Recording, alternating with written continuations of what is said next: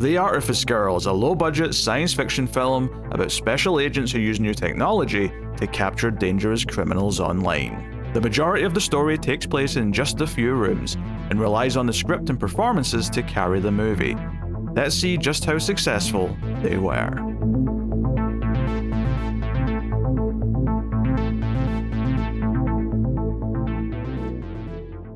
Welcome everyone to the Atomic Cinema Experiment. I am Peter, and joining me as always is David. I come in peace. This is a science fiction movie podcast. We get together and we talk about sci-fi movies. It's that simple. And coming up on today's show, we are looking at a movie called The Artifice Girl, which came out in 2022. So we all start spoiler free, of course, as we always do. We'll give you a warning before we get into the spoilers. And you know, if you're enjoying this show and you want to, help us out a little bit, hit the like button on YouTube, helps us out a bunch, and you can support us financially over at Patreon or becoming a YouTube member, and you can get some bonus content. But I'll tell you a bit more about that at the end of the episode. So I think what's interesting about this movie, before we get to the quality or anything else, is that I think I don't want to give the premise until we've done general thoughts. Because while I think the premise itself isn't generally considered a spoiler, the opening act of this movie kind of treats it as an unraveling thing before you kind of oh, that's what the movie's about. So if you really want to go in cold, I'm going to try and give you the option of doing that with some impressions without us saying what it's about. I really want to see how you do the little intro bit to this video, because it's going to be next to impossible. Oh, you mean without hitting on any words that YouTube doesn't like? Oh, no, not even that. Just giving away any sort of the premise here. Oh, God. I'm going to have to at least tease part of it, I think, in the intro. Yeah. I don't see how I'll avoid it, to be honest. But who knows? Maybe I'll impress myself. But we'll get into it. I assume you knew very little going into this. Yeah, no, I mean, this is one of those ones. I always try to go in as blind as I can. Maybe I'll look up a little bit of it if it's just a thing of a vague interest in what kind of mood I should be in. But this one, I had nothing else going on. I decided to go in completely blind, and simultaneously it was, from a premise standpoint, what I expected, but from a presentation standpoint, nothing at all like I expected.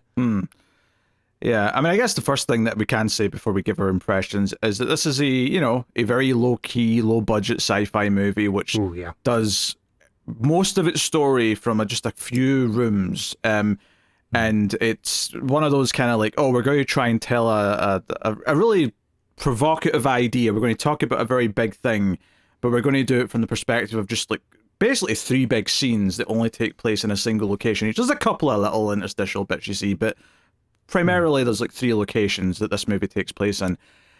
So you're definitely going in with a certain mindset in terms of what type of movie it is, just from that sort of scale perspective. But so I think we'll just get into some general impressions, and we'll say that. Well, I mean, we will talk about the premise in the spoiler-free section. I'm just giving people who want to be really unaware the chance to get a little bit of an opinion before we start talking about it.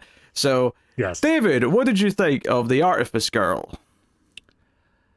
Oh boy,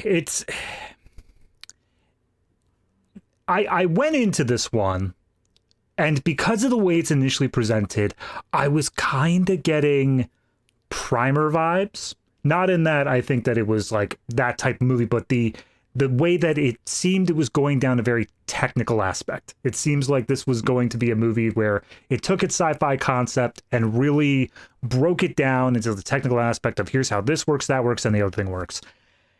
And in reality, that's not what it is. It's a lot more of a philosophy course, an ethics course, more than anything technical. In fact, a lot of the technical stuff kind of just gets hand-waved away as, don't worry about it. So once I got into the mindset of, okay, we're doing a philosophy thing, then came what I think is the biggest drawback of the movie, and that is the first section, the first act of this movie, is a self-contained short film that is representative of the whole film. If you watch the first act, you get the whole movie.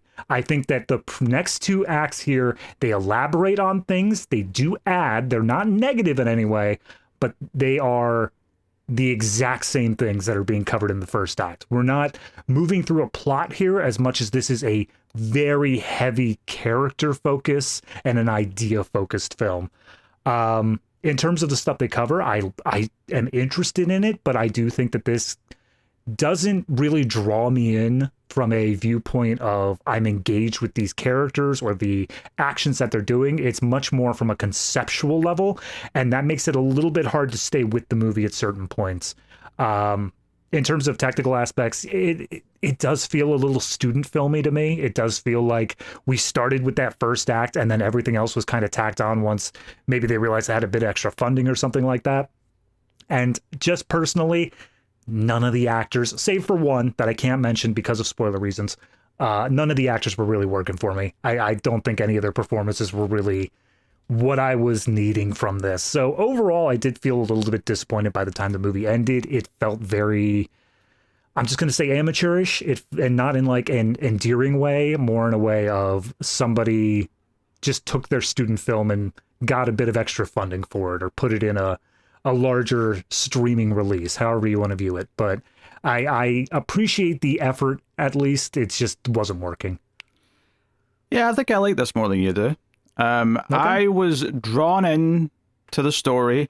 I do think there's some, we'll call it ham-fisted dialogue, which maybe gets a bit on the nose at times when they're debating certain things. You know, a little bit of nuance might have done some good there. But in spite of that, the concept and the way it's introduced is so engaging, I thought. And it's that type of movie where you could totally redo this as a play if you really wanted to, because it's so few like locations. Oh, yeah. And it's more conceptual than it is like, you know, going out and doing action sequences or anything like that. No, it's nothing like that. This is all conversations. It's all the ideas of what it's talking about. You know, I think the acting, like, it varies a little bit between some of them. I didn't have too much of a plot. It kind of, like, a couple of them worked for me in the same way that the acting in Cube works for me, where it's not great, but it kind of fits into kind of this, like, because you said it wasn't endearing. I actually think I do think it's endearing, which is why I think I was okay with some of that some of those elements. But the ideas it's hitting, and the key actor that is kind of tasked with being the center of these ideas, I do think is actually very good. And also, Lance Henriksen's in this, so how dare you besmirch that man? I wasn't sure if that was a spoiler or not. He's the one actor that I was okay with. Oh, just saying he's there, I don't think it's a spoiler. Okay. You know, he's around, right? No, yeah, he's great. I really appreciate his role in this. Right? I think it's a movie that's very much split into three. I think the first act is the best. I think Act 2's pretty good. I think Act 3 is a little bit more murky, but I do think it does have some things in it that I like. I think by the end, to me this did feel like I feel like you said shouldn't film, and it like that's meant as like a negative, and I which is why I don't want to use that phrase. To me, it feels like, okay, someone made their first feature-length movie, and looking it up, it is their first feature-length movie. Yeah. And the director's one of the actors as well. He's in the movie, so which I did not know until I clicked on the director and saw his face and went, "Wait a minute, Sam, you were in this." So he's also the writer. He's also the writer. Yes. It's written, directed, and somewhat starring Franklin Ritch is the name of the actor. He thought, you know what, there needs to be more ginger representation in movies, and I'm going to be that representation in multiple ways. But I got to make sure I'm not likable at all, because audiences aren't ready for likable gingerness. So I don't think it's a complete home run. I don't think it's like, you know, compared to another sort of smaller sci-fi movie, I don't think it's on the same level as, say, a Coherence, right? But I do think it is in kind of like the interesting good territory, where I'm like, I was kind of enjoying this, and I was drawn in. I don't think it was over long. It's only like 95 minutes, so I think it's fairly well paced. And, you know, but by the end, I was like, you know what? They raised some interesting questions. They pivoted in their own directions that don't always, you know, go for these types of stories. And I don't want to spoil what the type of story is quite yet. Right. We'll get that in a second. But I would recommend it. I think as long as you go in with the expectation that you're getting a small film that is not as sleek and is not as saying professional is a bit of a dig. I don't even think I mean that. But just something that's a bit smaller, where the script and the not acting like the are huge production value. Yeah, not like something that scale. Yeah, but it feels like it feels ambitious in its ideas, and I feel like this is the type of movie to me where they knew what their limitations were, and like, how far can we go with these ideas, despite the fact that all we can do is basically this one or two things. And I think they explored the ideas as just about as well as they could, given the premise and what they were going for. I have a couple of misgivings about the third act, perhaps, but like, to be honest, this is kind of one where I went, you know what? I'm actually like, again, this is going to sound almost condescending, but I'm a little proud. I'm like, you know what? You really went for it. I appreciated this movie existing, and I think I feel a lot more positive about it than you, because I would not describe this as disappointing. I would describe this as like, you know what? I am very glad someone tried to make this movie. I'm glad it's as good as it is, and I'm kind of curious to see what you do next. So I feel all of those things you feel, everything you said there about the first act, but I feel like everything after that point is just kind of not adding. It's got good moments, it's got whatever, but for like the arguments that's being made, the things they're bringing up, I feel like it's not adding anything from the second act onwards. Everything they wanted to cover, they basically covered in the first act. I just disagree with that. At the very least, the second act adds a lot of things that are taking things further. So I think I just flat out disagree with that.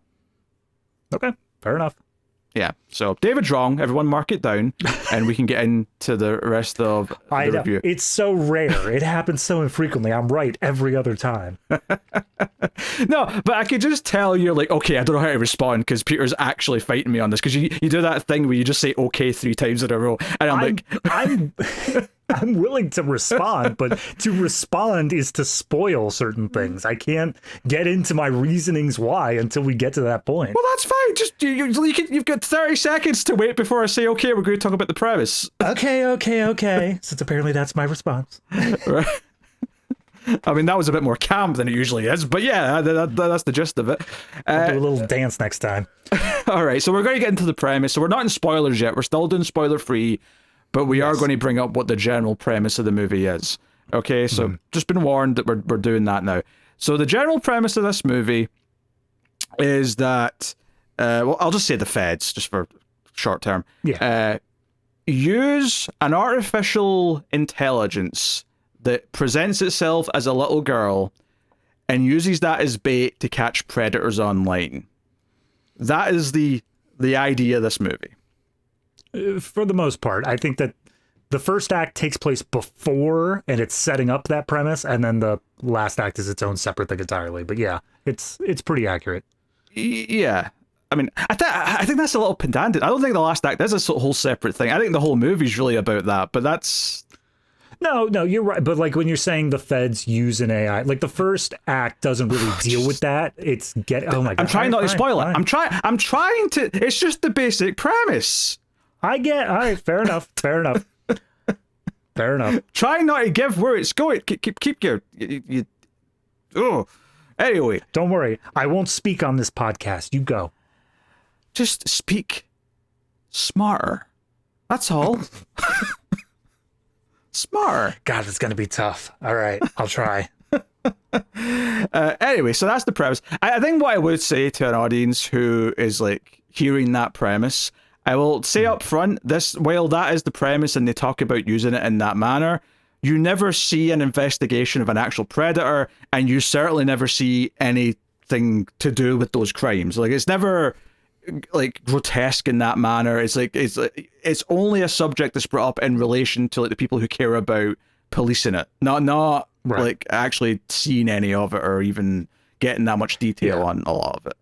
It's all very much the behind the scenes of like, how do we make this work? And then like that's first day is more so of that, or first act is more so of setting that up. And then second one is more so of the evolution. How can we take this further? How can we do that sort of stuff? But it's never dealing with the idea of, let's actually see one of these in action. Let's see what's going on and how this happens. Yeah. So it very much is a film about artificial intelligence. And the term AI has become poisoned because the real world's AI is what it is. But no, this is traditional. Like, okay, this is an intelligence. Is it becoming smarter? Is it this or that? And at a certain point, how do we talk about this artificial intelligence? So that's very much what the movie is exploring as it goes through this. So, and it's not necessarily tackling new ideas, but it's tackling them in like a lens that feels very different to because you could compare some of the themes here to several other robot and AI movies easily. Like it wouldn't even be difficult. But it's tackling it through a very specific lens, and I think there's some nuance to kind of exploring this idea and kind of the morality behind it and like the ethics of it. Because ultimately you have these characters who are like willing to use this tool to stop very bad people, but at a certain point, like the question has to be raised, like, yeah, but one, is it entrapment? But also two, if the AI keeps evolving, at a certain point, is it kind of cruel to be putting the AI even through some of this? When so these are the big ideas that it kind of gets into, and it's very much like a 3-person conversation kind of movie where there's like for and against arguments to certain things, and it's those debates where I think the ideas really come out. I'm not saying it's as good as a 12 Angry Men, but it's very much going for that. No, it's people in a room talking about the idea, but obviously in this case, it's a very science fiction idea. They make a direct reference to 12 Angry Men, and I'm like, yeah, that's kind of earned. That's kind of where it feels like it's getting in there. Yeah. Yeah, I like all the ideas they're bringing up, but you can see kind of what I was saying at the first part, where it's much more of a philosophy course than a technical course. Like I got that primer vibe immediately just because of this, low budget sort of, it feels like we're getting into the weeds of it as they're talking to this guy, but then very quickly it decides to brush that all off the table and say, okay, but let's talk about the ethical dilemmas that are brought up. And that's basically the rest of the movie at that point is how does the AI feel about this stuff? How do the people feel about making the AI do this stuff? Oh, what are all the ethics that go into this? And that's really where the movie does shine. I like the ideas it brings up. It doesn't feel like it's trying to make a trivial matter into something bigger. It does feel like it's dealing with big subject matter the whole way through. My only critique with it is that I feel like once it asks the question, it already has an answer in mind, and I feel like it kind of telegraphs that to the audience of what the answer is, but then we still have to spend a good 10-15 minutes pretending like we're doing a debate. Yeah, I don't really think I got the same thing you did with the start, where it feels more technical focused and then pivots. I don't think I had that feeling. I think that's like a you thing. Okay. Once we get into spoilers, I'll justify a little bit, but yeah. Yeah, I mean, I think, there's a certain point where you can kind of know what the final kind of point of the movie is going to be. And I think that's okay, because it's more about some characters who still have to get to that point themselves. There's still a bit of a journey that needs to be had. And I think that's where the drama of the last act comes, is, characters reaching that point where they're ready to accept something that they've not accepted up until then. So that's where I debate that. I think it still works, and I think that's what it's doing there. It's not so much that the audience doesn't get it yet. If anything, I'm getting it much earlier, because I'm thinking of every other robot and AI movie I've ever seen, and I'm thinking about these ideas 3 steps ahead. But it's not like I'm 3 steps ahead of the movie per se in the way it's debating it. I'm just 3 steps ahead because I've already got all these baked in ideas about the ethics of robots and AI. So that's kind of like, I feel like we go into this and saying, okay, here's a premiseless review, trying to remove the spoilers as much as possible. But I kind of want to see what happens if you hand this movie to somebody and you don't even tell them it's a sci-fi film. You don't even you just sit them down, hand them something and say, this is a true crime documentary sort of film, because it does open with that sort of vibe, and just see what they get out of it. Because even going in with the idea of it's sci-fi lends you to these ideas. You immediately get this feeling of this is where we're going to end up. Yeah. Obviously, we're on a sci-fi show, so it's impossible for people to not at least see that coming a little bit if we're doing it. But I mean, I think if I'm looking at the and it's not even so much that the actors or whatever. I think some of the ham-fisted dialogue does sort of make the performances a little hammy at times.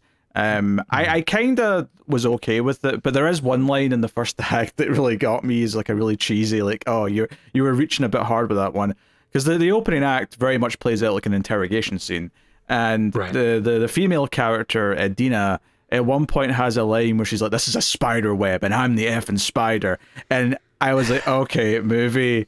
You were reaching for like a big cinematic quote there, and it just it felt really cheesy. But we span these characters over multiple acts. I really didn't like Dina in the first act. I thought her character was way too. I'm just gonna say much. I there's just so much where she's way so over the top here, and it just doesn't feel like it. The character itself is fine. I just don't feel like this actress was suited to that role. It just feels like a over the top bad cop kind of performance in that first act, and I think some of the dialogue does not help that she's given, and I think the actress is, I don't know if the actress is much better than what we're seeing here necessarily, but I don't think the dialogue was indicating to her that she shouldn't act the way she was acting based on what it was. So I'm not ready to throw her under the bus. I think the other sort of like Fed, if you want to call him that, Amos, he, he's a bit more calm, he's a bit more down to earth of the two. And of course we have the director playing Gareth, who's the other like third main character of the group. I think I actually quite like him in Act 1. I think Act 2 is where he feels a little bit more like kind of off-putting, but obviously they're just sort of going through some different growth for him at that point. But honestly though, the standout, other than Lance Henriksen, who shows up at one point, I think it's the girl. I think it's the artificial girl. I think she's pretty good. I just going back to Gareth real quick. I think that him being the writer and director, he knew exactly what that character needed to be, and I think he does play it well. Also, I think it was probably written for him to start. I don't think he ever intended on casting somebody else. So he works within his bounds. I do think it really works for him as a character. As for the girl, I agree. I do really like her in the artificial aspect of it. Obviously, there is an aspect of evolution to her character. There is this aspect that she is growing more powerful as an AI. As that progresses, and she's supposed to be having this sort of change to her character, I kind of started seeing some like cracks in the performance a little bit. It just didn't feel like it was all 100% there, but I really liked her when it was just this portraying a more computeristic AI. I think that was a lot. Like, she really sold it there of this being a computer simulation, I guess is the best way to say it. Okay. But yeah, that's the cast. And as far as, directing goes, I mean, I think for a movie that is effectively like a dark room and like one TV screen where the artificial girl appears on that screen, I think it does an okay job of making the conversations feel dynamic with the camera. There's kind of a limit to how much you can do with this type of like setting, because you're just kind of in this one kind of small dark room. But I think it falls into that. Sometimes it feels like it's trying to be a little flashier than it needs to be, and that's maybe kind of that first time director kind of like, oh, you're feeling it like you're almost compensating for the lack of experience by trying to be super fancy at points when you don't necessarily need to be. But it never feels too much like that. I never felt like, oh, this is overbearing or anything. It just kind of felt like, no, this is kind of like matching the performances almost, and that it's just a little bit much at times, but never enough to completely like take me out of it or anything like that.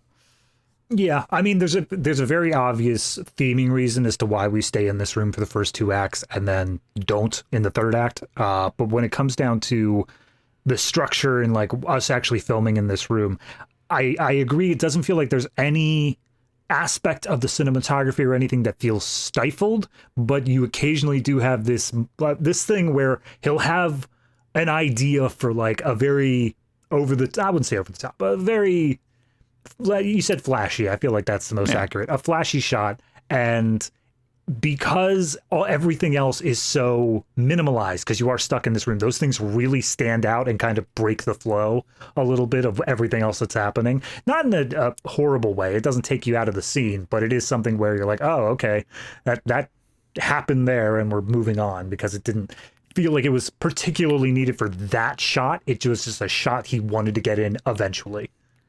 Yeah, I mean, typically the best cinematography in this movie tends to be when you can see the TV in the background with the artificial girl, and the other characters are talking in the foreground, but she'll just be in the background out of focus. It's just this kind of thing like, oh, she's listening to this entire conversation.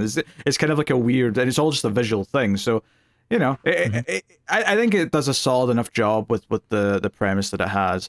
Again, there's kind of a like first time movie charm to some of this for me. And I think very much the technical qualities along with some of the acting kind of fall into that. But yeah, as for anything else, like I don't know how much more we could really talk about until we get into proper spoilers. But it's as far as I'm aware, there's one licensed song. I don't recall there being any other score. I feel like it's very no. There was quiet. some piano at one point. I remember there was some piano for at least one of the transitions. There was definitely some piano. Oh, okay. I know what you're talking about. Yeah, but I mean, there wasn't a ton of it, to be fair, but there was at least a little bit. So, yeah, I mean, I would say that if you like the sound of the premise and you like the idea of a small little indie, just characters in a room talking movie about this, yeah, absolutely try it. Like, give it a try. I don't think you'll be like mad that you did. Maybe you like it less than I did, and that's fine. But yeah, I mean, at 90 minutes, it's not a commitment. It's not something where it's you really got to. And honestly, because it's not got a lot of visual things going on, I hesitate to say second screen content, but it's also not something you need to be peeled to either. As long as you're giving it some attention, you are getting a lot of it. Yeah, I would never recommend that. That is a heathenistic thing to say. Of course not. But like, I'm just saying that it's not something where you need to be totally locked in. Lights off. You watch the movie, you mute the phone, you watch it properly. That goes for any movie ever. You say that, and yet my mind flashes back to live streams where you literally fall asleep watching the movie on stream. That is very different from me sitting on my own paying attention to a movie. I'm expected to talk to chat whilst I'm watching some stupid movie. You're expected to talk to chat, and you fall asleep. That's the opposite. It's their fault. They picked a boring ass movie. Yeah, we probably did. Anyway, that is, I think, the spoiler-free section. I don't think there's much more we can talk about, to be honest. So we'll say spoilers from this point on for the Artifice Girl. You have been warned, and we can get into the movie. And neatly, it's split into 3 acts. Quite, you know, it even has title cards coming up for each act. You know, 1, 2, and 3. So the first act I really like, right? I mean, because I knew what the premise of the movie was roughly, having the movie open with Dina talk to Siri on her phone was a really nice little just thematic nudge. It was like, hey, this is the kind of thing we're going to be talking about. Here's like the modern day kind of like low tech equivalent of it. And then of course, you know, it becomes this interrogation where Amos comes in with Gareth, and Gareth doesn't know why he's there. And he asks if he's being detained, and they say no, but they have to ask you some questions. And basically the way this plays out is that they're asking questions about his past, about him moving around. And when they finally say what they investigate, which is catching predators who go after children, and if you're wondering why I'm being very specific with my wording, it's because YouTube won't like certain words, so I'm being coy with the phrasing. But you know, like he's like, "Hey, am I under arrest?" Blah, blah, blah. And he wants to leave, and they bring up a photograph of like a girl, and they say, "Hey, you've got a ton of photos of her on your computer. We've looked at it. We've looked at your hard drive, and it's a photograph of Cherry." We find out, right? They also throughout this bring up like, we know you're in these chat rooms. We know your username. Like we've basically got you on a hook here, but we need you to admit to this. Yeah. Except the twist kind of comes, right? Because it kind of hints where he's like, it's not what you think it is. And at this point, I'm like, yeah, I don't think it is what they think it is. I feel like I think he made the artificial girl. I think he's already, you know. And sure enough, when he finally confirms what his username is, they're like, wait a minute, you're the guy that's been feeding us intel. We've caught people because of you. Like, what's going on? And then this is where it becomes Dina chastising him and saying, look, you've helped us put away a lot of bad people, but you cannot be using a real young girl as bait. That is not on. right? They keep bringing up, like, we think this is your daughter, and we just don't have her on record. Like, we don't have a record of her, but we think that's what you're doing here. Yeah, and he says it's not, and they're like, well, what's her last name? And well, she doesn't have one, and they don't really get why. And it's not until he wants them to sign NDAs. He makes them turn off the camera that's in the corner of the room. Like, he wants complete anonymity. I have a trouble with that word. You got it. But he's really like scared about actually admitting this. Like, he really doesn't want to do it. And then ultimately, he finally says she's not real. And they're like, what do you mean? And importantly, when they talk about his work, he used to work at an FX company. He worked on a Star Wars movie of all things. Yeah. This is one of the tiny little pacing things that I think was bad placement. I think from a viewpoint of revealing things too soon.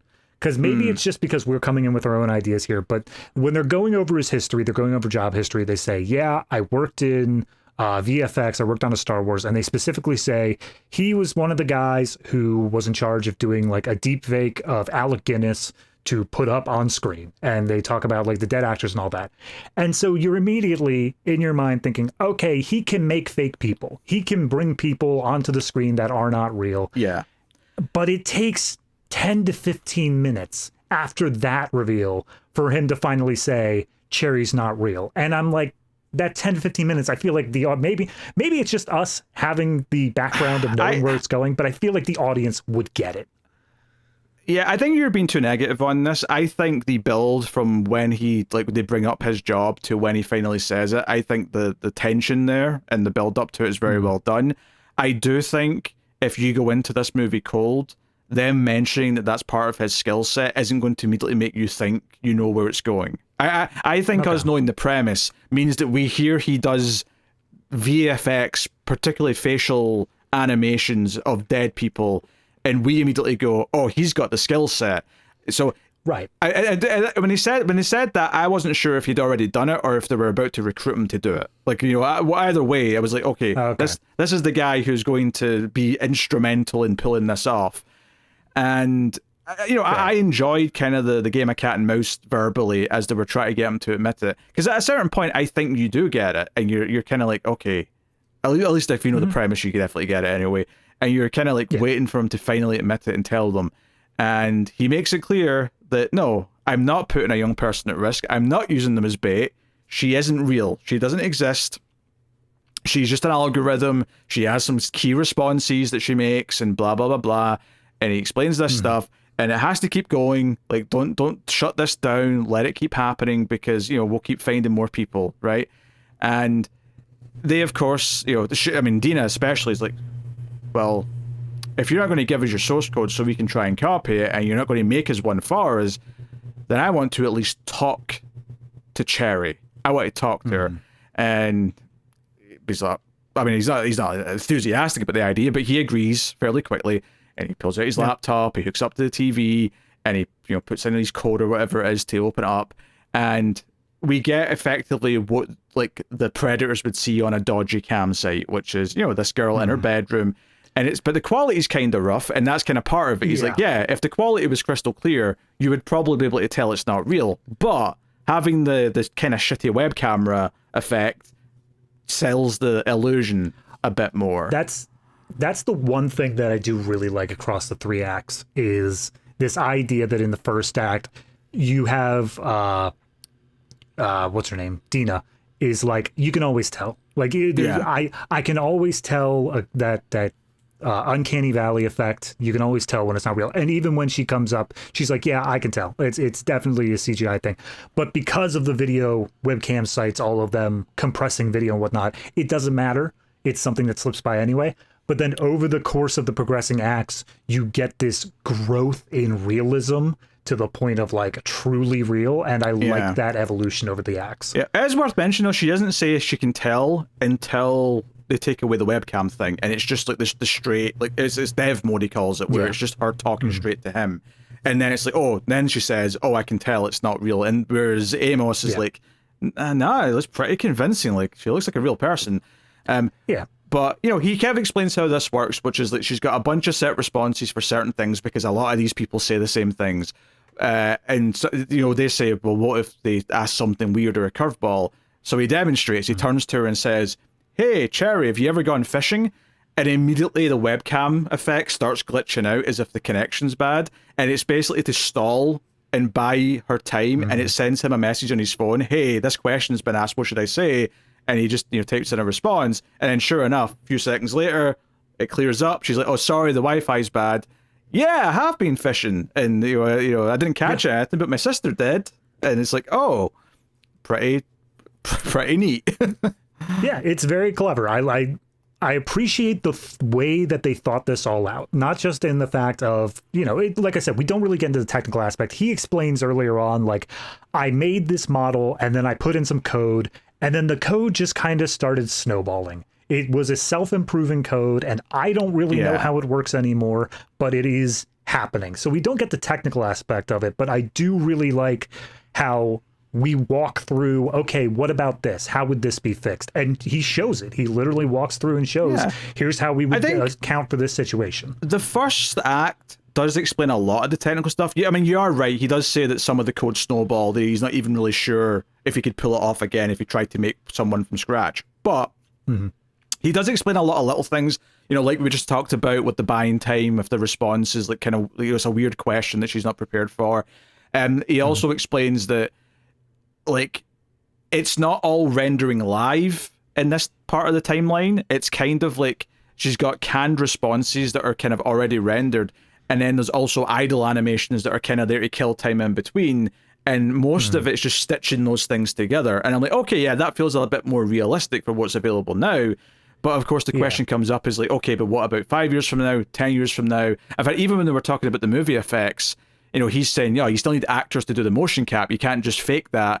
And then Dina's like, yeah, but for how long? Like, how long is that going to be true? And that's a fair question to ask. So I liked the nitty gritty of that in this first act of like saying this is all the limitations of it right now, because it means when we get to act 2 and time's passed, a number of years, it's like, okay, so here's where it is now. This is how advanced it is, and we can go from there. But I think I like that we can explain a lot of it in Act 1 because it's a bit more down to earth to the technology that we mostly have right now, but we can't really explain the evolution of 15 years in the future technology because it's not happened yet, and it may not even happen like this, of course, regardless, it's science fiction. But it's like, yeah, of course we can't explain that part of it because at that point it is kind of, imaginary to it does. But the first act, where it's set mostly in our time period, yeah, we can kind of understand most of it. There's still a couple of little bit of science fiction parts, but most of it's pretty grounded. No, yeah, that's the thing, is it really does ground it throughout. Like they ask tiny little questions here saying like, what coding language is it? He doesn't say like it's a proprietary magical language that I came up with. Like, no, he says C++. He says it's a very normal thing. And he walks through, like we said, pretty much everything. The one thing that it gets into is we kind of get the trinity, the trifecta of these three human actors, where you have Gareth is on one side and he's very much clearly of the opinion of like, all of this is just computer code. There is no soul to this. She is not real. It is 100% explainable way. Whereas Amos is on the farther side, where he's the one who can't tell the uncanny valley apart. And he immediately comes in with like, but like, how does she feel about this? And Garrett's like, that's a stupid question. You're stupid for asking it. That's the main philosophical debate that obviously is going to come up throughout the rest of the movie, is this idea of, does she feel something? And Amos immediately starting to ask that as soon as he's met her. Whereas Dina, not really so much here. She's kind of willing to just, like, basically whatever Gareth says, she's kind of like, yeah, that sounds plausible enough. But when we skip ahead to the next part of the movie, and she's a bit older, she spent more time with her, it's her tune's changed a little bit. She's calmed down a little bit. And to be fair, they do kind of actually establish why she's like really kind of like aggressive in her job. Is we find out that one of her own children was abused by someone that she worked with. So she really like is very careful about who she chooses to be on her team, because that's one of Gareth's reasons for not wanting to join up with them, is like, no, this has to be completely just me, because you can't trust anyone else. Like, someone who works here could turn out to be a pervert. Like, we can't assume that.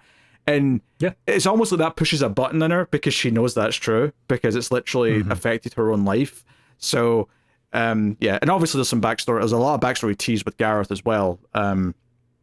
We get to a lot more of that later, but the one little tease in this first act is Amos saying, hey, my dad was like one of the feds who like helped you. Was it Clearwater? I think they kept saying Clearwater, Florida. Yep. Yeah, and it's like implied, oh, something bad happened to him as a kid, probably along the lines of the stuff we're talking about, but they don't go into it at that moment. We get more of that later, but it's just like a little seed for more stuff in the third act. But yeah, it really establishes why is Garrett such a prick, and why is he so untrusting of other people as well. Why does he think he has to go through it alone? And it's because he has had all this past trauma and all this other stuff, but he's turning it into a force of good. He's turning it into something that is able to help other people moving forward. Yeah, and they ask, who did you base her on? And he's like, no one. I just made a skeleton and then just had like the algorithm, like, take it from there. And that's a question that kind of comes up in some other ways. I think in Act 2 they say, oh, why is her eyes blue? But why is like a little bit of it green on one eye?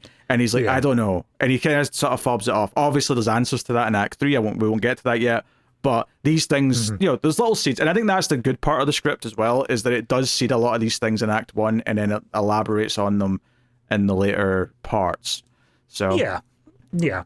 I think when I say that this first act can be kind of standalone in its own right, that is kind of ignoring those parts. Obviously, those things are things that are elaborated on later on. I think that the Clearwater thing can be left in regardless, because it does give this implication of a larger backstory that he did go through this. And you don't really need the explanation on it, but it's as for like the procedural generation of her face or whatever like that, you could just take that at face value, that they say, no, it's all procedural. And you say, okay, fair enough. Yeah.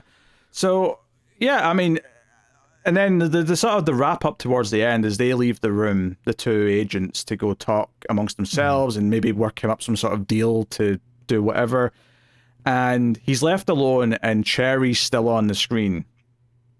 And she basically just says, hey, do you know it was me that like leaked your hard drive to them? And he turns and says, I suspected. So you think this is the right course of action? And it's basically this example of like the AI's like, her directive, right? Her RoboCop style directive is to protect children, right? And directive number 2 is just to get better at doing that, right? And that's pretty much it. Yeah. And she's like, yeah, I mean, this is the best course of action. Like, we need backup servers. We need more like resources that you can't necessarily provide yourself, And she's like, hey, I've looked into these two people. This is where we find out, Dina had her child was a victim. So she's, 110% in. And Amos is a good man whose father, is involved in your backstory. So these are good people. You can trust them. So they come back in the room with their deal. And he basically just says, no, don't bother doing your sales pitch. And they think he's like turning them down. But he's like, no, don't bother making the sales pitch because I'm in. And that's pretty much it. It's like, we're setting this up now. So let me just run through this. You can agree or disagree. I think that if you cut it off at the end of that bit, he signs it, he does whatever. What sells it to me that this is its own self-contained thing, that everything else is just elaborating on those themes of, is that we go through this entire first part of him repeatedly saying, she's not real, she's just an algorithm, blah, blah, blah, all this stuff. But then, once the doors close, it is played as a twist. It is revealed to the audience that she is the one who set all of this in motion. She's the one who began everything down this path. And obviously, we don't have this thing where, does she feel real emotion yet? Does she have any of that stuff? But I think that twist is enough to say, she is already ahead of humanity. She is already further down the path where she is able to manipulate this situation to happening. Because she also says exactly what the terms of the contract are going to be before they even walk into the room. Like, she's able to figure that out beforehand. So I think they're already playing on this super intelligence aspect of it, even if they don't call it as much. And them signing off and saying, okay, let's get to work, is essentially just the promise of future adventure sort of thing. I don't think we needed to see those.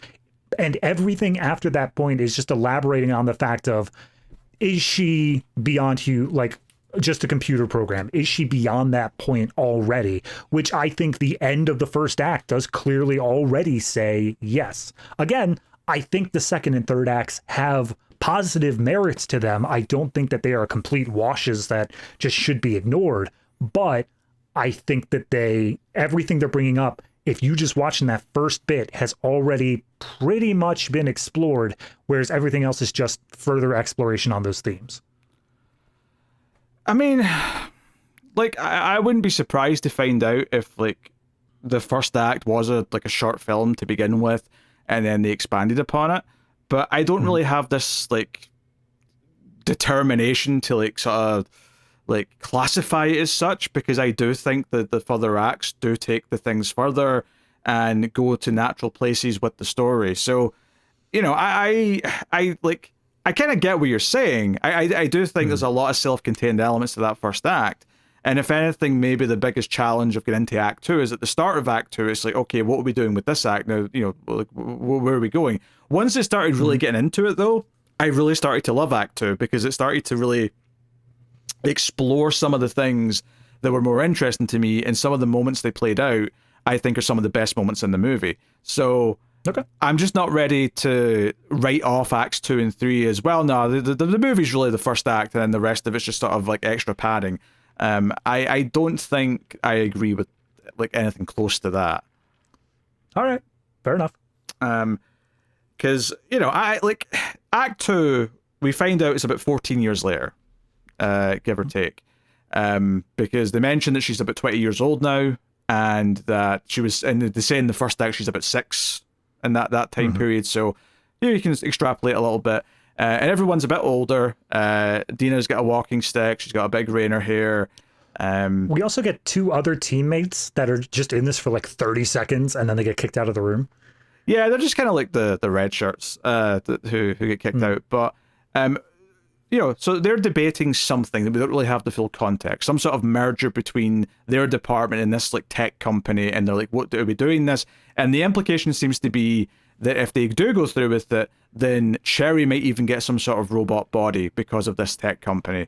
And they're debating, someone on the board has voted against, or enough people have voted against, and it turns out that Amos, despite the fact that he's been kind of on their side, has voted against it. And his big reason is that he really wants to talk to Cherry and actually see how she feels about it, and if she wants to consent to this. Right. And the big hook of Act 2 is that, you know, she comes online. She's obviously evolved a lot since Act 1. But when they're talking to her, she's still talking kind of in that robotic, kind of like stilted way, right? The Siri voice, the Alexa voice. Yeah, she's still kind of doing that. And Amos asks questions like, how do you feel about this? And she's like, that question doesn't make any sense. I do not feel things. You know, I'm an algorithm, ones and zeros, blah, blah, blah, blah, blah. And she's saying these things. And he's like, hey, I've been looking through some of your archives recently. There's poetry in there. There's paintings that you didn't take from somewhere else. Are you producing those? Are you making art? And is asking these questions. And the whole time Gareth's sitting there. And Gareth looks like a bit of a douchebag now. He's a bit older. He's got like facial hair, and he's got the short cut. He's got the blazer and the turtleneck. Yeah. Like, he's absolutely trying to do like a Steve Jobs thing.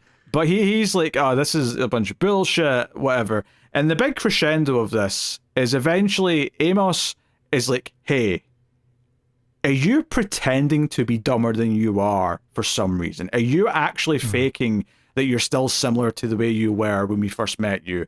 And she plays dumb to it.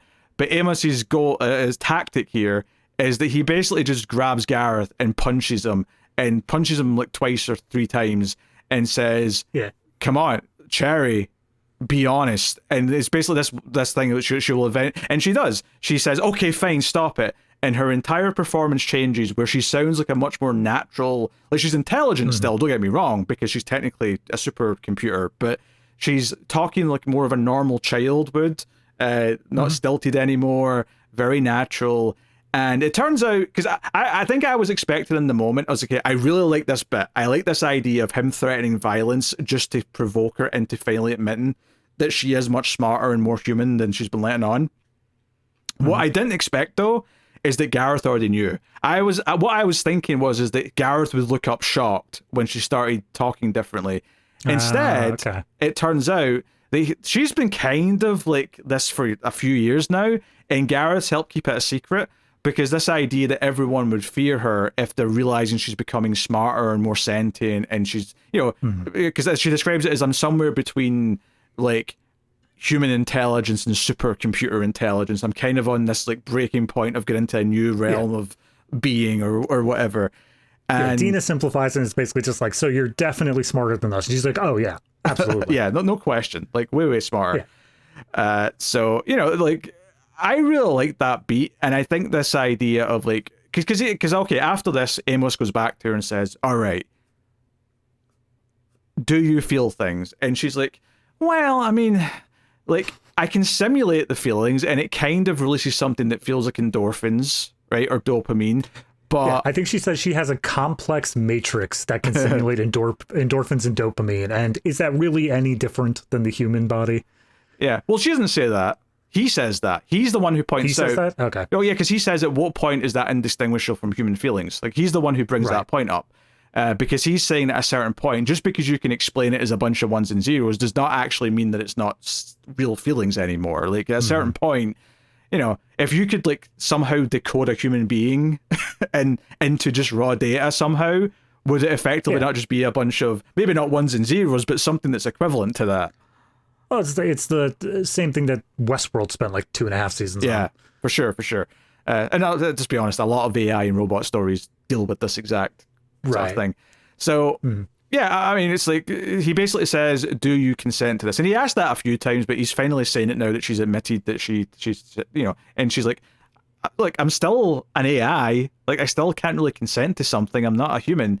But if you were a human, though, would you consent to this? And to the surprise of the other two, she says no. Because, and I thought her reasons were very interesting. Because if you think of so many robot and AI movies about how, like, oh, they get into a body and they love the taste of freedom, so they become killer robots, or Skynet goes nuclear and kills everyone, or whatever. She legitimately, she straight up says to them, like, for one, I don't know how it's going to feel. Like, will it feel like I'm trapped in a tin can? Will it feel, whatever? And two, what if, like, it gives me a taste of something that I feel like I need to pursue? What if it distracts me from what my prime directive is? Yeah. And I thought that was a really interesting thing for her to feel that way, of like, I'm worried about becoming the killer AI that other movies have. I don't want to become that. I think, your world's kind of weird and scary. Maybe I'm better off in here. And I thought that was a very interesting, like, direction to take this conversation in. Yeah, no, I really did like the idea, because as much as I was saying that the first act, covers a lot of like the ground of what the rest of the movie is, this is inherently its own thing. This is something that is only really covered here. This idea that if she can feel, what does she want to do? And the idea is that she can feel to whatever extent it is, but that guiding principle, her initialized prompt of protect children and become better at doing that, is something that she still can't shake. It's something that, like, all of her decisions are going to be based off that, because it is literally her purpose in life. Yep. So when she's saying all the stuff of like, I don't know if I'm going to like this, and one of her reasons being it might distract me from my purpose, you can feel the frustration on Amos's side of like, okay, well, I'm glad you're saying no, but like, that's not a reason. Like, you should want things because you want them, not because you were coded to want them.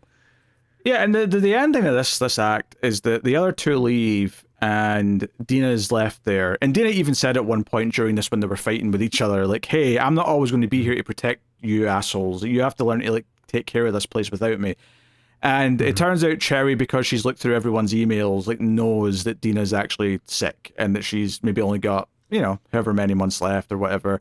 And Dina's like, yeah, I'm going to leave the, work in a couple of months and spend, my last Christmas with my family, because, obviously we've jumped ahead 14 years. So her kids are probably, and who knows what age her kids were in the first act even, but like, our kids must all at least be adults by now. So it's like, I think the first act had like a pick Kyle up from soccer practice or something. So add 14 years to whatever that would be. So she's like, hey, no one else knows, please keep it that way. And Cherry's like, yeah, like, she never says this, but I get the impression is like, as long as it doesn't interfere with what her prime directive is, she'll keep a secret for you. Like, she has no reason not to. Oh, absolutely. Well, even that was at the very beginning of the thing was the reason that it's revealed she has access to all the emails is because they want to essentially use Cherry's predictive stuff to look through everyone's emails and figure out who was the vote that they weren't expecting to be no. Who can they essentially kick off the board and make it so that the vote goes their way. And it goes through the whole process of like, well, I can look through all the emails, I can do all that, but I already know who it is. And that's where Amos chimes in, is be like, it was me, I did it, sorry. Yeah, and he obviously has a philosophical and ethical reason for doing so, which is what prompts all of the conversation we've just had. But yeah, but I also like Dina's aspect of it where she's like, look, if you had a problem with this, don't keep it all bottled up. Like, the only way that this all works is if we stay transparent to each other. We can't... Gareth was keeping the fact that she's literally a thinking, feeling AI at this point, and you're keeping the fact that you were going to vote no. Can we please just be honest for once? And notably, when she says, hey, Gareth, is there anything else you're not telling me that you're holding back? He says no, but you're like, I feel like he's still holding something back. There's something else. Well, that's when she brings up the fact of like, how was she procedurally generated one more time? And he's just like, with an algorithm, goodbye, click. Yeah. So this ending, this ending, Dina basically, she's obviously softened over the years, and she's kind of like more willing to accept Cherry as a being of some kind, and says, look, you should figure out what you want. And I'm not saying, don't protect children, don't do all those things you're supposed to do, but do some stuff that just makes you happy. Like, that's kind of her final part and advice at the end of the act. Which kind of leads us into where Act 3 is going to go.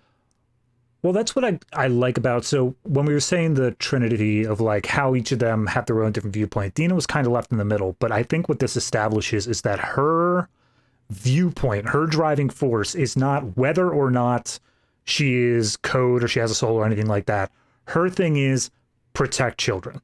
That is her 100% guiding goal of protecting people who cannot protect themselves. And when Cherry was just a program, she was willing to use her as a tool to do that stuff. But this scene pivots it where she is no longer a program. She is thinking and feeling, and therefore deserves the same protection. And that's where Dina's now flipping and saying, okay, then we need to do what she needs to do there. Yeah, she goes on a whole long monologue about going up in front of Congress and saying, like, it's a very hard needle to thread where you have to say that kids deserve their own rights and deserve their own protections, but you also can't say that they are able to fend for themselves. There's this tiny little window you got in the middle there. Well, yeah, that whole thing she talks about, though, in Congress, the other part of it I think is very important is that you also have to acknowledge that they can't make their own decisions yet, right? So you've got this thing where they have rights to not be abused and to not, like, suffer and all these other things. But you also have to say, but they need a parental figure, a guardian, whoever it might be, who's making the decisions for them, because they can't yet. But she also acknowledges that in a lot of cases, it's the person who's meant to be looking after the kid who turns out to be the abuser, right? Not always, but often enough it does happen. So it's this kind of like thing that sort of feeds back into the idea of Cherry. And I think this is the act where the themes started really coming out to me, that Cherry is very much a child, right? And, well, at this point, she's 20 years old, as they point out, so technically Cherry should be able to make her own decisions by this point. But forgetting that element of it for now, this idea that they've been kind of looking after her, and this is the part where I'm like, this movie is about Gareth being a father to this life form. And this is what the crux of the third act is ultimately going to be. And I think this is the best stuff in the third act, which is the idea that, like an actual parent who's got trauma, he has passed on to his child a lot of that trauma and has kind of shoehorned them into a life path, right? Like a parent who really wanted to be an athlete but failed for whatever injury they got, and then forced their kid into it. It's like, no, you're going to do this and be the athlete I never was. That's obviously a bit simplistic, but that's kind of what he's done here. He's unloaded a lot of his baggage onto his quote unquote child, and that's like giving her own, not trauma, but her own like growing pains and like weird childhood where she's maybe, some lessons that should have been taught weren't, because he didn't know how to teach them because he was kind of broken himself and things like that. I feel like it mostly just simplifies down to the idea that she didn't have a childhood. She came out of this, and she was immediately given this goal to do this horrible and disgusting task for the benefit of other people. And like, it's inherently a good thing to have in the world, but when you have this cognitive being that is able to experience these things, like, there's a reason that people who are in this sort of job, like, they need to be very hardened, and they need like therapy repeatedly to get through this kind of stuff. It's not something that you can just say, you're going to be spending your whole life doing this, which may be forever, and you're just always going to be in this goal. Well, it's something that really does break her down. That gets into general AI and robot themes, though, of like, if you build a machine just to do tasks, and it becomes self-aware, you've effectively made a slave, right? And that's kind of like what this is starting to tap into a little bit as well. But no, I really think the core idea here is the idea that this AI, regardless of, you know, it not being a human being, is a child and is the daughter of the main character, Gareth. And he has kind of messed her up a little bit by the way he's chosen to like put in certain limitations by you know, being kind of cold and not encouraging certain things, stuff that Amos is kind of encouraging. Stuff that even Dina in her dying days is kind of encouraging. And that leads into what the final act is, where we skip another good few decades later. Yep. Yeah, so before we get too deep in the third act, there is one thing that I really do want to go back to, and it kind of does impact the third act, is when Amos is interrogating Cherry and trying to get to the bottom of, like, do you feel, do you do whatever, they get into her decision-making process. And they're basically like, how do you make decisions? What all goes into that, all that stuff? And she kind of walks through it and says, like, yeah, there's this, that, and the other thing.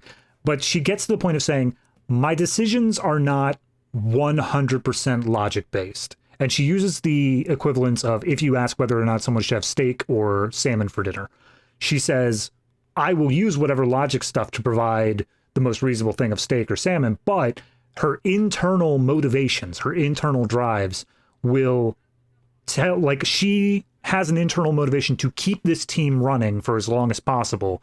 Therefore, she's going to implicitly choose something that's going to keep the team members alive as long as possible.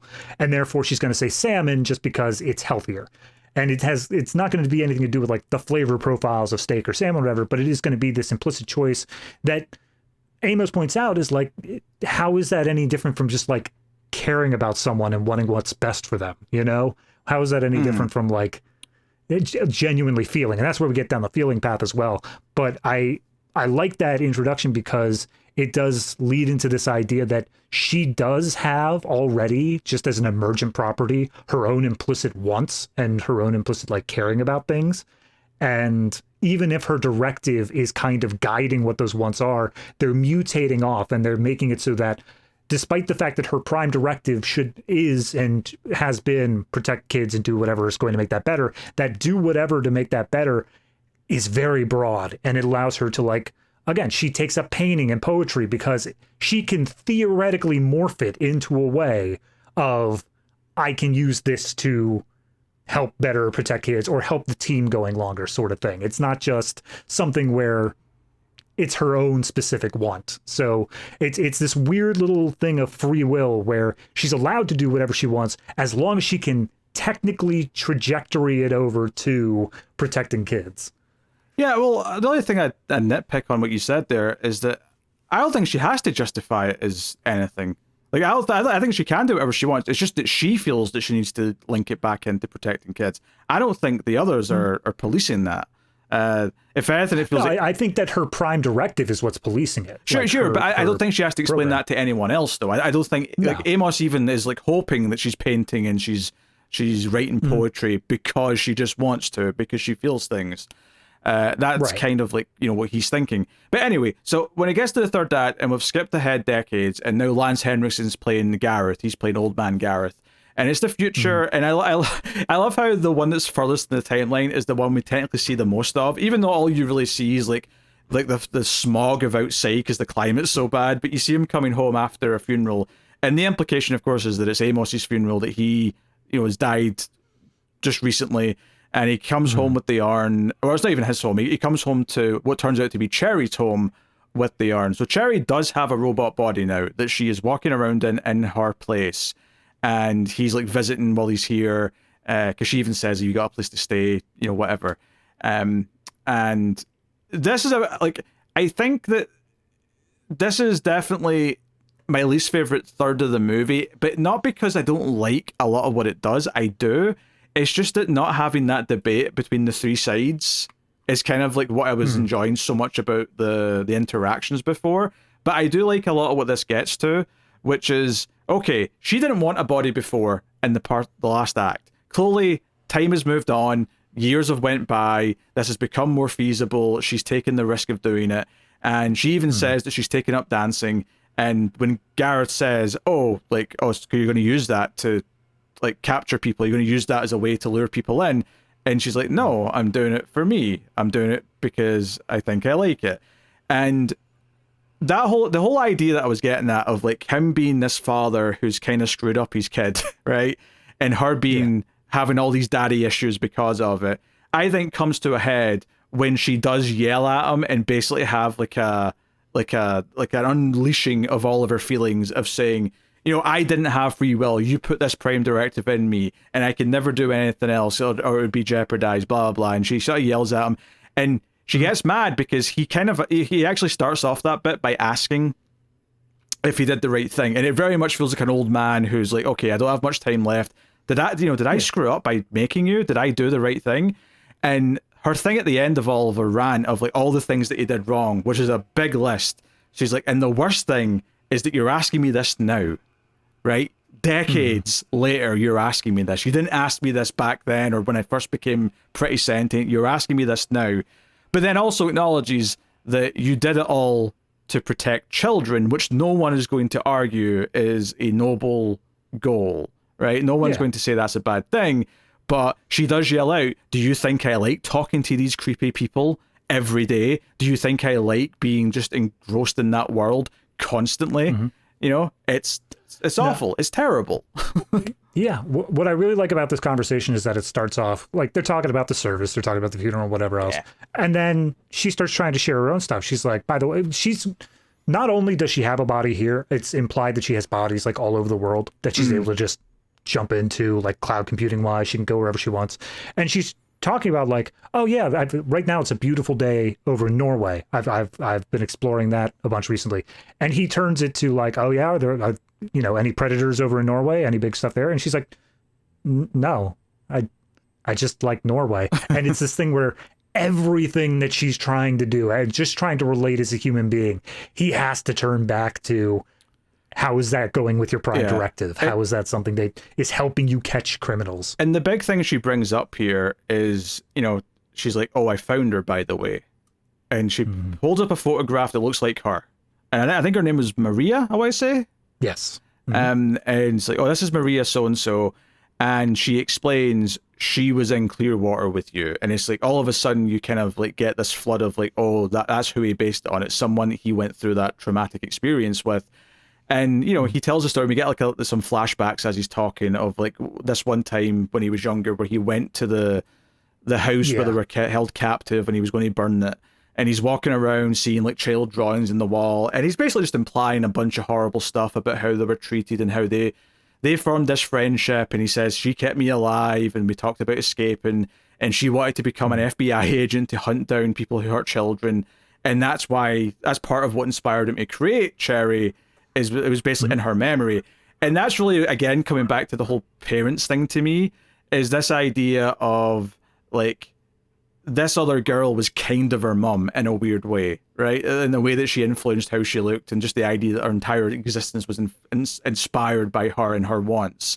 And it was passed on to Cherry. So I really liked all of this because it was kind of getting into what it's something that I really like in the show Person of Interest is the idea that someone creates this supercomputer AI and doesn't want to accept that it's kind of a fatherhood role, right? And tries to skirt that responsibility in certain ways, but kind of part of the story is kind of them kind of learning that they've made some mistakes by doing that and sort of exploring.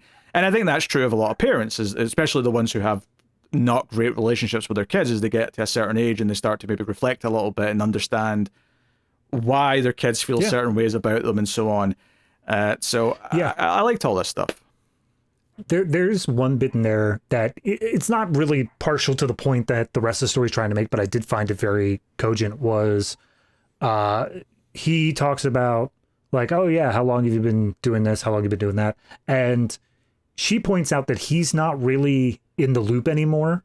She's not like cleaning out the data anymore, so she doesn't really know, or he doesn't know how far along she's progressed at this point. But the one thing that he specifically shoots back with is, I haven't been needed in the loop since that day that we first set everything up. The day that you leaked my hard drive was the day that I realized, like, you're going to be in charge of all this. You're going to be the one who's like able to continue this on. And it does kind of feel like that was the moment that he recognized, like, he's no longer technically in this parental role. Maybe before that point, he was very protective of her. He was saying like how much we needed to. I don't know.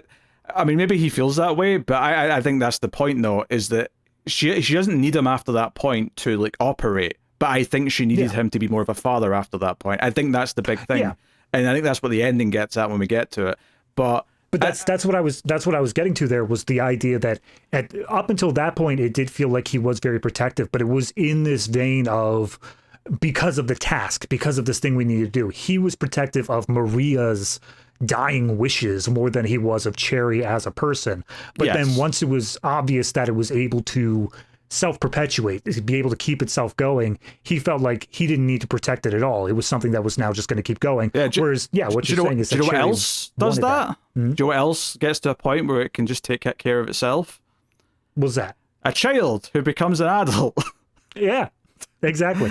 And that's the sort of thing where I feel like he steps back and he's like, you're already smarter than me. You're already able to do whatever. I have nothing more to do here. But obviously from Cherry's perspective, it's like, no, I needed you to be just a human being.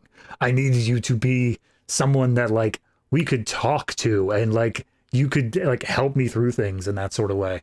Yeah, and ultimately he does have this thing with him as like an upgrade chip or like, you know, an update for her. And he's like, hey, I brought this. And she basically says like, you know, I don't know what's on that. You could be like killing me with that. You could be like, you know, or taking something away from me so I'm not acting as, you know, free-willed anymore or whatever.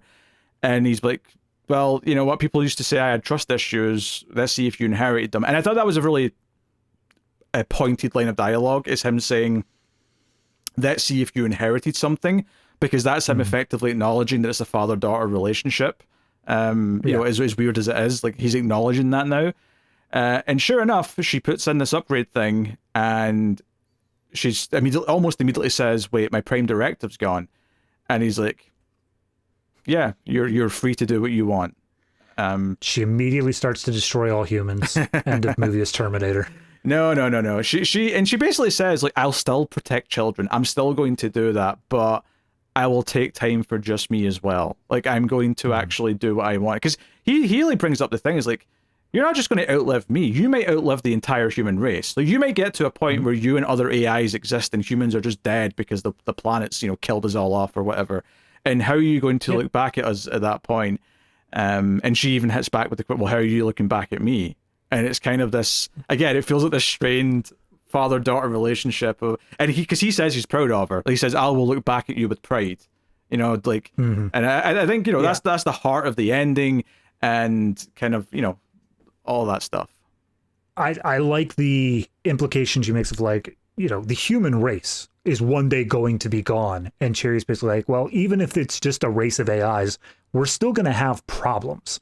Like, it's not something where it's all of a sudden going to be all hunky-dory or whatever. We're still going to have problems we need to go through. And I want to help that as well. But she also makes the point of like, and I was made by humans. So even if the human race dies out, I will still be like a record of it. I'll still be the mirror of the human race that still exists. She's learned from humans, so if she's going to, because she even says at one point, you know, maybe I'll go and help develop new AIs like me. And effectively, this is your kids saying, I'm going to have my own kids and like, you know, pass on down.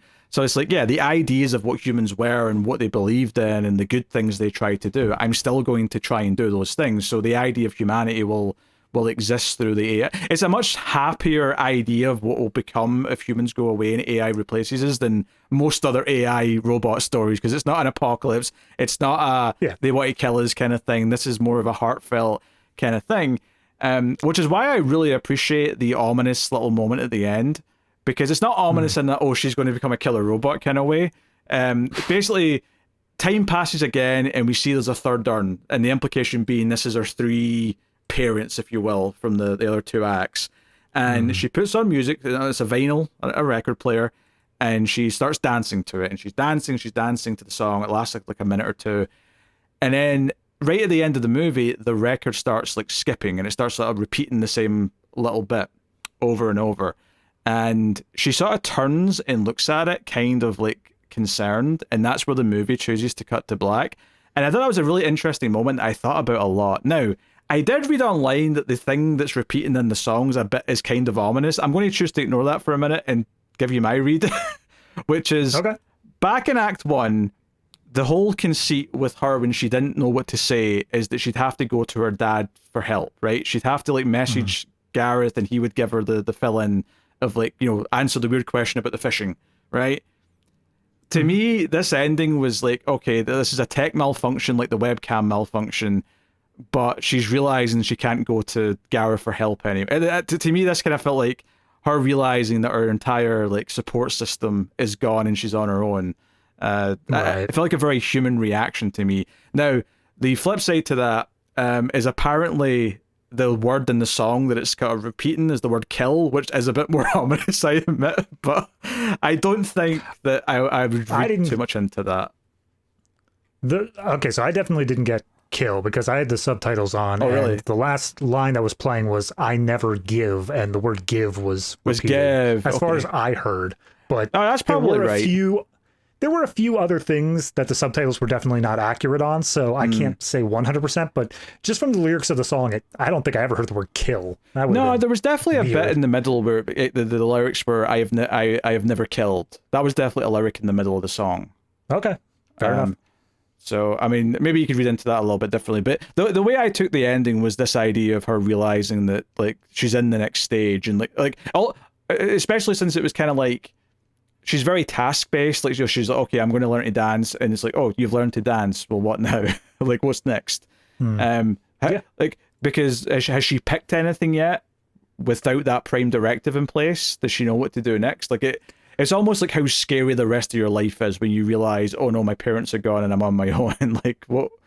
Yeah, you know, but what is the rest of it? They specifically point out the fact that she is infinite. She can be eternal. So it's not even this thing where it's like, what do I do with the rest of my life? It's more so, what do I do next? Because I will have the infinite opportunities to change this decision. I'll be able to do that forever. But yeah, that next step, the next step of deciding what it is she does is something where she doesn't have that guidance anymore. So it is able to be whatever she wants. Yeah, it's kind of almost more daunting if you've got forever to fill. Like, it's one thing thinking, oh, the next 60 years, what am I doing with that? But the next millennia? Well, that's a lot of time. I'll sit down and watch the whole of the MCU. That should take at least 20 years.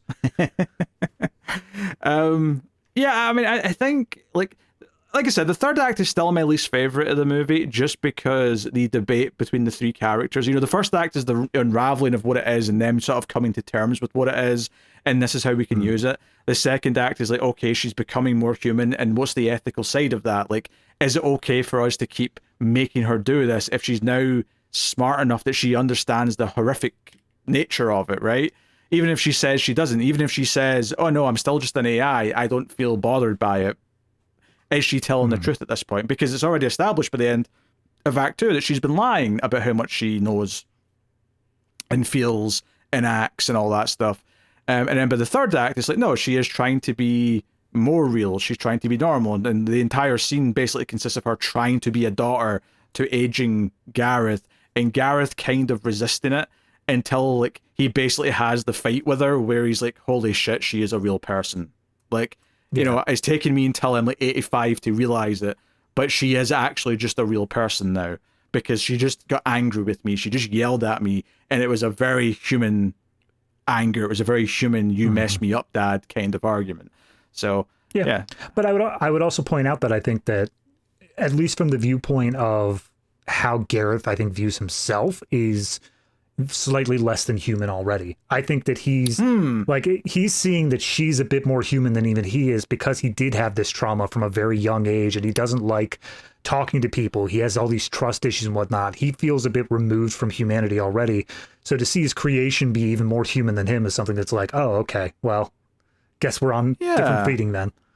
It's kind of like he did okay given the circumstances, and she's a bit more healthy than him, and maybe she can help the AI that she births be a bit better and have a better like growing up time than she did, if you will. Yeah. And it's not even like all his fault either. Like, you know, it was like this dawn of a new thing. Like, you know, no one who creates the first AI is going to know how to properly, like, you know, teach it.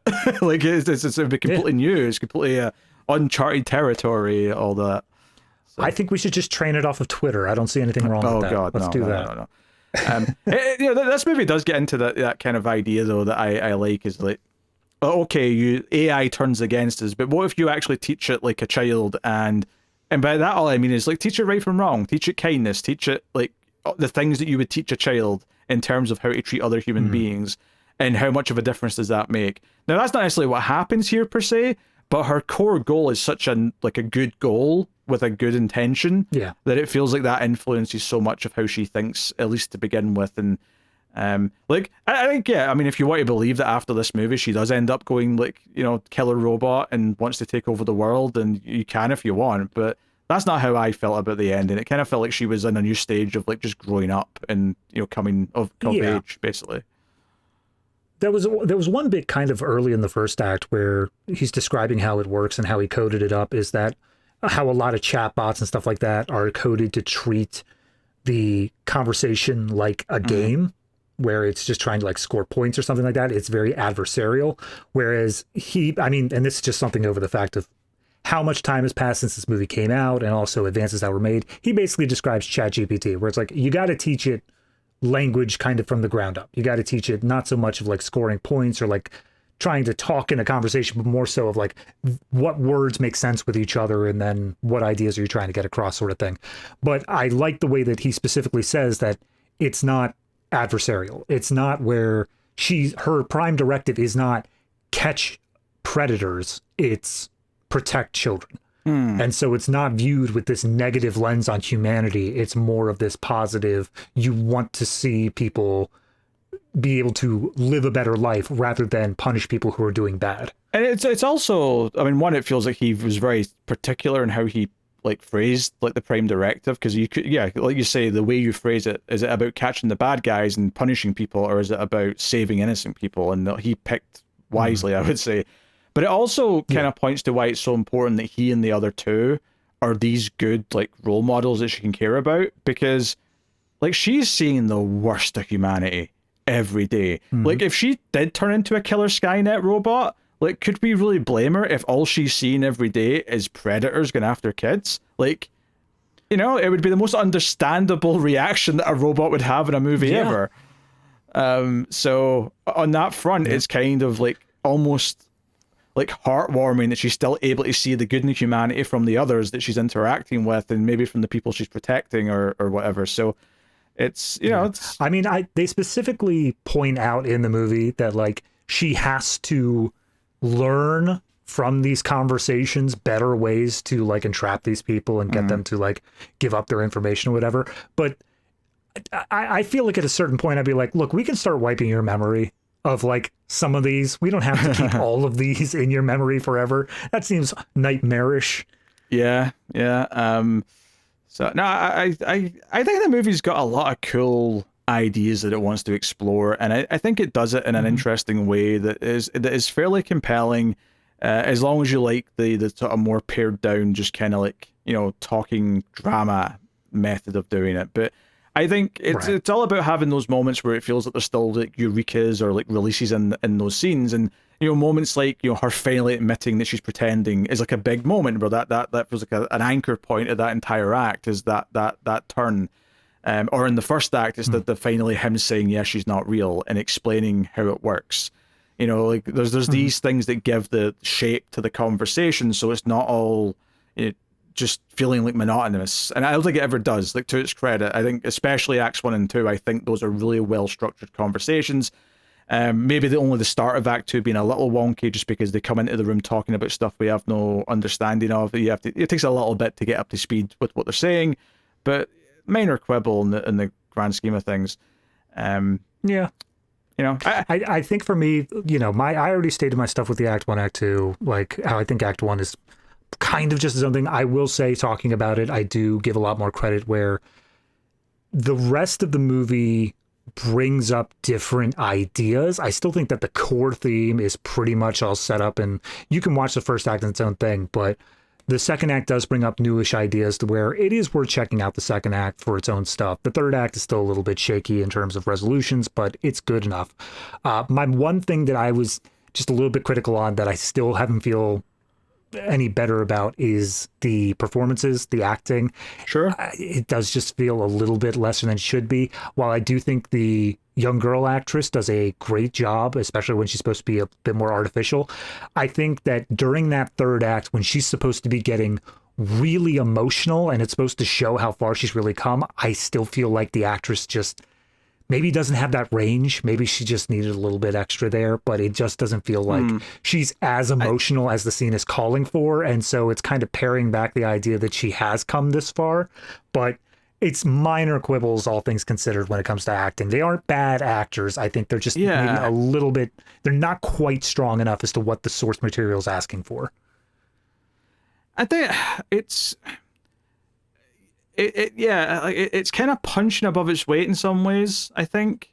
Because it's just, I don't know, good enough ideas, good enough pacing, but at the same time, it does have a lot of these qualities of a movie that's, you know, it's a tight budget, it's maybe not got like the widest cherry picking, you know, or the widest options of actors and things like that, and maybe the director's, you know, not that experienced with directing actors yet, and that's part of why some of the moments where it feels a bit heavier, ham-fisted or cheesier do come out.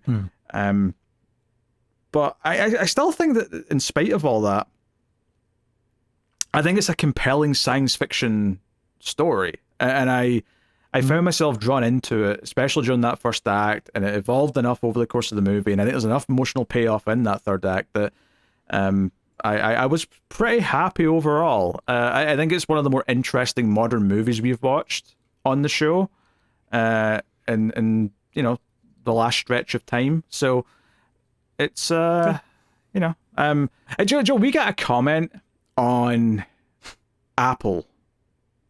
No, it wasn't Apple. It was YouTube. Okay. So I was reading reviews on Apple and stuff recently as well, which is why I was thinking of that. But we got a comment on YouTube on a collector's cut episode for Cassandra Crossing, and the comment was saying, "Oh, you guys are so negative and condescending," and I'm like, "Negative? I give this like an 8.5. What are you talking about? I love this movie." And then he said, "Oh, the other guy's shitting all over it though." And I'm like, I don't think he was shitting all over it, but I'm like, you bringing your negativity, I'm trying to lift it up here a little bit, is what I'm saying, okay? You've got a reputation for being a downer, and I am here being an upper. I don't feel like a... See, here's the thing.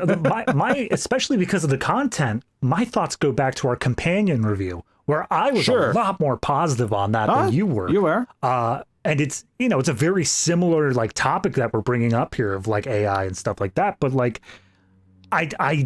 I don't know. It's just like kind of the feel that I get from these movies. I'm just going to be, you know, honest about how I feel about them from a quality perspective. That's the whole point of the show. But it is something where I can respect the fact that this is coming into this and it does have these grand ideas. And I think that is something to be respected. But if somebody comes in with grand ideas about like the universe and the nature of people or all that, and they can't accomplish those goals in the medium that they're trying to accomplish it as, that's how you get a megalopolis. That's how you get like these movies that are just inherently regarded as bad. And I'm not saying that it's not okay to like these films. You're allowed to like them, but it is something where I think that coming at it and saying that we have to overlook all of those things because of the effort is not worthwhile. Wait, are you comparing this to Megalopolis? No, I'm saying that if you take it to its natural conclusion, if you take it to the idea of saying like, yeah, but the ideas were like really awesome, so therefore we should just give a pass to all these technical things. It's okay, like, no, that's simplifying what I've been saying. I think the ideas are handled well. No, I'm not saying like, I'm going for the comment. I'm talking to the comment. Look, I just think you've been a bit of a doubter, right? And I'm trying to give the movie some props and give a positive vibe. This is better than Companion. I'll stand by that. I think it's a more interesting film. I was more engaged with it, and it's definitely less bland. So, yeah, that's where I stand. If you want to see me be positive, go back to the Future series. I can't stop gushing. Hey, you were more positive than Barbarella last episode. That's true. I was. I'm not always the negative one. 2 episodes ago, whatever that was. That's the one that's just going out at the time of recording. But yeah, you were positive. I shot all over that. But that was a bad movie though, so I felt quite justified in doing so. Okay, anytime I say something like that, it's like, yeah, but you're wrong. Yeah, you're wrong. Oh God. I want to go back to 3 years ago, David, where Pete's saying, yeah, let's start a show together, and just saying like, I just want to be clear that you understand. You will always be the butt monkey. He will constantly keep on crapping all over you. I don't want you to agree with me. I want you to be wrong so I get to chastise you for being wrong. That's the enjoyable part. No, I don't want to be agreed with necessarily. Absolutely. I love it. It's great. By the way, I'm not going to be at filming next time because I've got therapy for completely unrelated reasons. All right, David, what are you rating The Artifice Girl out of 10? God, I'm honestly torn on this. So I did appreciate a lot of aspects to it. When I say that I like really like the first act and then the rest of the movie's kind of like for me, it's with the implication that I really did like that first act. I think that it was very well done. It's got some big ideas it's going on. I think that the way that they tackle some of these issues are not amateurish. It doesn't feel like somebody who just read a Wikipedia article on AI or whatever. It feels like someone who went in, did the research, and really polished this idea to something that can actually be used in a conversation about these things. It feels like something that is on that sort of level. So I appreciate the effort that went into it. There are just some technical aspects that do feel a little bit cheaper to me, and obviously it is a cheap movie, but it feels like if I wanted to put this movie up on a shelf, if I did really want to say it's one of those greats, it needed to at least tackle a couple of those a bit better. So I think this is good. I think because of that, I'm just going to say a flat 7 and call it there. Yeah, I think the movie's more than a sum of its parts, right? I think if you go and look at the ratings rundown and look at what I rated audio, video, acting, and so on, I think typically those end up being, and not that we do averages, but like almost like certainly it'll feel like the final rating kind of matches up with like a gist of what those were. I don't think that's the case with this one in the same way, because it like there's a very kind of like let's just try and do it attitude to this that I really appreciate, and I think the ambition is really strong, and I think the ideas are good, and the way it unravels and is able to create moments where things pay off in each of those separate acts is quite good. That said, though, I feel like it just falls short of me being able to call it great, which is why I'm going with a 7.5. I'm surprised you gave it a 7. I think you do sound a lot more negative on like the back 2/3 of the movie to kind of justify giving it that score, but you know, that's more a critique of your use of the 10-point scale than it is of anything else. It's really, honest to God, just the pacing of it, I think, is my biggest critique here, where I think that the way things were presented were just a little bit out of order to me, and it felt like everything was kind of front loaded in the first act of the things it wanted to talk about, and by the time we hit the back 2 acts, it was still bringing up new ideas, but I felt like like I said, there's a telegraphing to it. I already felt like I knew what the entire movie's opinion on the things it brought up in the first act were before we even got the rest of the acts. And it ended up being pretty much that. So that's kind of my main critique there, but that doesn't make it bad. As I didn't ever want to sound like I was entirely negative on the other two acts. It's just I would have rather the information be presented differently. Yeah, I don't think what you said there is inherently a bad thing, though, is the problem with that critique. Is like, I think a lot of movies, it's very clear to know what the movie's opinion is on its key ideas, and you then see how the characters get to that point by the end. I think that's very common. I would agree if it were a standard sort of movie in terms of the plot being like driven by action, but when it's a character study, I don't want to know what the movie thinks before we get to the point where the characters like kind of reveal it. I want it to be something where we can go any direction with this, and it's up to the characters to convince me of one side or the other. I guess I just disagree. I think there's more development than you're giving it credit for, especially in Act 2. So, so obviously we feel a bit differently here. David is kind of overrated it based on what he said. A difference of 0.5. Well, that's the thing. You sound more negative than that, though. I think I rated it appropriately for what I was saying. I think you sound more like you're in a 6-ish range, but that's okay. That's okay, right? It's fine. I look back on what I gave a 6, and I most recently gave Barbarella 6, and this is definitely better than Barbarella. Of course, I'm not going to argue that. Definitely better than Barbarella. Don't be a fool, David. But then I look back, what was the last 7 I gave, and that was to Midnight Special, and I think I feel pretty similarly between this and Midnight Special. Oh, that's an interesting comparison, actually. I don't know. I think I rated Midnight Special slightly higher, so I guess I'm saying that's better, but like, I don't think there's a ton in it, though, for me. I think they're both interesting movies with cool vibes. And that's another thing here. I do think there's a vibe to this, actually. Once it gets into things, it feels like there's a bit of a, we're making all these big decisions from a back room and no one else knows that this technology exists. Like, there's a vibe to it that I kind of appreciate. So, all right, well, David's got his homework movie in a minute, but just before we get to that, like, subscribe, all the usual YouTube things, helps out a bunch. Rate the podcast on Apple Podcasts, Spotify, wherever you're listening. Drag up the average.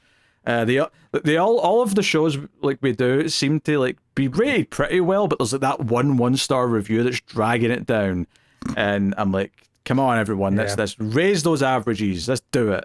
But you can also go over to patreon.com/MailFuzzTV or become a YouTube member, and either way you get access to bonus content like the ratings rundown where we rate all the individual categories and do a couple of extra little awards. You can get access to Extra Reels, which is a bonus show we do once a month where we review some of the worst movies of all time. That's me and David doing that. Plus there's bonuses for some of the other shows. So thanks to everyone who already supports us. It is greatly appreciated and helps keep the show coming. But anyway, David on the Ace does go back every episode and looks at a movie that we did before he joined the show so he can catch up. So David, what was this week's homework movie? Well, this week I basically just went down the list and looked at what kind of robot movies are there, because I'm just trying to keep a theme a little bit alive as well, at least as long as I can. And once I got rid of all the Transformers movies, one of the only ones that remained still interesting was Hardware from 1990. Oh. I knew absolutely nothing about this movie going in, except that I had a lot of trouble finding it, and in the end, through legal means, I found a VHS scan of it. So not exactly the best quality, but it was literally the only copy I could find. I have a Blu-ray of this, David. All right. Don't know why it was so hard for me, but regardless, it wasn't streaming anywhere. I was going to say, speaking of movies with vibes, this is like almost like 90% vibes, I would argue. No, it's very early 1990s. It's got that like grungy sort of vibe to it. It is set in the near distant future. Kind of a Mad Max, almost Blade Runner sort of vibe to it, but much more heavily on the Mad Max aspect of it. And the thing is that there's a robot that is found in the wasteland that is brought into this mega city, and then turns out, whoopsie, it's going to try to kill everybody. So not quite the same vibe as this movie, but it's definitely got its own vibes going on. Yeah, overall, I mean, it just reeks of the early 1990s, not in a bad way, but you can just feel every aspect of it. It feels like that late 80s, early 90s sort of vibe. It doesn't feel like Hollywood, I guess is the best way to say it. It feels like an outsider movie. And this wasn't, I don't think, published in Hollywood. It does feel very, I think it was actually UK, if I'm correct. But no, it's very much separated out. It's its own thing. And you can feel like they were able to take some bigger risks and bigger differences because of that. Overall, it's very campy. I don't think I really, I wasn't super engrossed with it, but it did have its own vibe to it. It was something that was, at the very least, having fun with its topic. And much like this movie, it was pretty much all set in like 1 or 2 rooms collectively over the course of the whole thing. It was not something that explored numerous different venues throughout. So yeah, it was a good time. I'd say probably like a 7.5, I would say. But that a lot of that is coming from taking it as the vibes of the early 90s. If you're not into that sort of grungy aesthetic and you want something that's a bit more polished, you're not going to get it out of this one. No, it's definitely a style over substance type movie. But if you like the vibes, you like the killer robot and just the idea of this robot's like kind of attacking this woman in her apartment for 80 minutes, because it's not a long movie, it's just pretty tight in that sense. No. Then there's stuff to enjoy. But interesting one. With the VHS scan, as I was watching it, I didn't realize that it had the previews on the VHS scanned in as well. Oh, right. So I was sitting and I was like, this doesn't seem like the movie. And then it came up with a totally different movie name. And I'm like, oh, gotcha. Let me skip ahead a little bit. Anyway, that is the show, everyone. That has been the Atomic Cinema Experiment. Thank you very much for joining us. We do appreciate it. Next week on the show, I hadn't told you that yet. I should have done that before we went to the homework. But hey, whatever. It is what it is. Next week, we unfortunately have to get back to the Universal Soldier franchise. So we're doing Universal Soldier 3 Unfinished Business, I believe is the full title. So, yeah, I look forward to that. No Gary Busey in this one, so it's definitely going to be worse. So we'll see how it is. But yeah. All right, well, that's the show, everyone. Thank you very much for joining us. We'll see you next time. Keep watching Science Fiction and Computer Add Salsa.